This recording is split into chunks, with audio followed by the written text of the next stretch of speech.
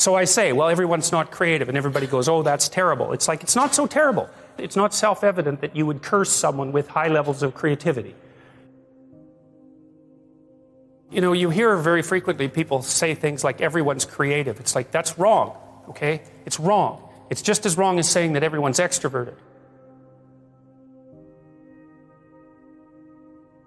First of all, you have to be pretty damn smart to be creative, because otherwise you're just going to get to where other people have already got, and that's not creative by definition. So being fast and being out there at the front of things really makes a difference. And then you also have to have these divergent thinking capabilities, and that's part of your trait structure.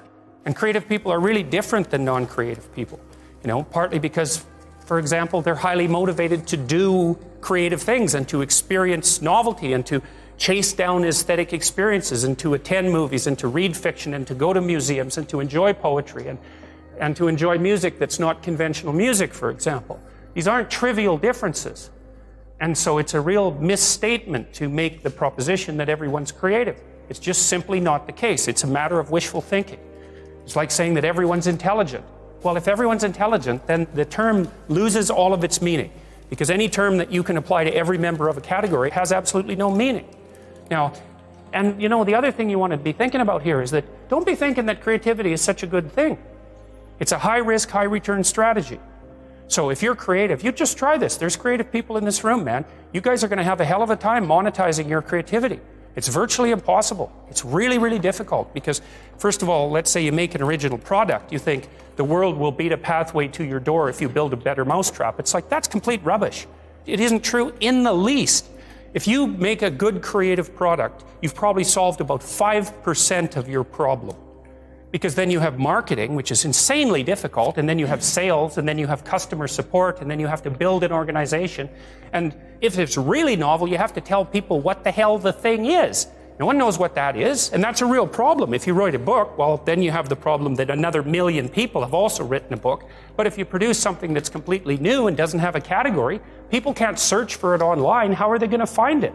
And then you have pricing problems, and it's really unbelievably difficult to produce something creative and then monetize it. And even worse, if you're the creative person, let's say you have a spectacular invention, you've got no money, right? You've got no customers. Those are big problems. And so maybe you go and you find a venture capitalist. We start with family and friends, because that's how it works. You raise money for your product. You raise money from your family and friends. That's assuming you have family and friends that have some money and that they're going to give it to you. And most people aren't in that situation. So it's a terrible barrier right off the bat. And then, of course, you're putting your family and friends at substantial financial risk, because the probability that your stupid idea is going to make money is virtually zero, even if it's a really brilliant idea. And so then let's say, well, you get past family and friends and you get venture capitalists involved, because that's often the next step. There's steps in building a business. Family and friends, angel investor, that's some rich guy that you've happened to meet, some man or some way, who's into this sort of thing and is willing to provide you with some money to get your product off the ground. Well, how much of your product is that person going to take? Well, most of it. Most of it. And no wonder, because, you know, you don't have any money. How are you going to bargain for control over your product? He'll just say, well, do you want the money or not? And if your answer is no, then he'll go and do something else with his money. It's not like there's no shortage of things that you can do with your money. There's a million things you can do with it. So you're not in a great bargaining position. And then if you get venture capitalists involved, they'll take another big chunk, and maybe if they're not very straight with you, they'll just throw you out, because maybe by that point in the company's development, you're nothing but a pain in the neck, because what do you know about marketing and sales and customer service and building an organization and running a business? Like, you don't have a clue, so why do they need you? So even if you're successful at generating a new idea and you put it into a business, the probability that you, as the originator of the idea, are going to make some money from it is very, very low. So don't be thinking that creativity is something you would want to curse yourself with. Now, you know, it's not all bad, because it opens up avenues of experience for creative people that aren't available to people who aren't creative. But it definitely is a high-risk, high-return strategy. You know, so the overwhelming probability is that you will fail. But a small proportion of creative people succeed spectacularly. And so it's like a lottery in some sense. You're probably going to lose. But if you don't lose, you could win big. And that keeps a lot of creative people going. But also, they don't really have much choice in it, because if you're a creative person, you're like a fruit tree that's bearing fruit. You can suppress it, but it's very bad for you. You know, the creative people I've worked with is if they're not creative, they're miserable, so they have to do it.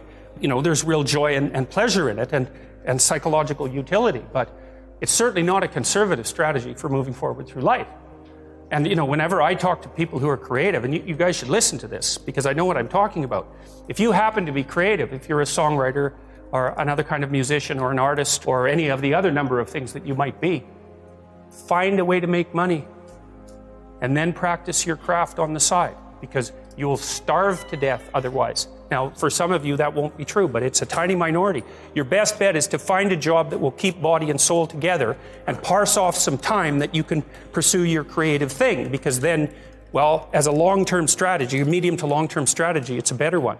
But it's got incredibly difficult for people, musicians, for example, it's incredibly difficult for new musicians to monetize their craft, even if they're really, really good at it.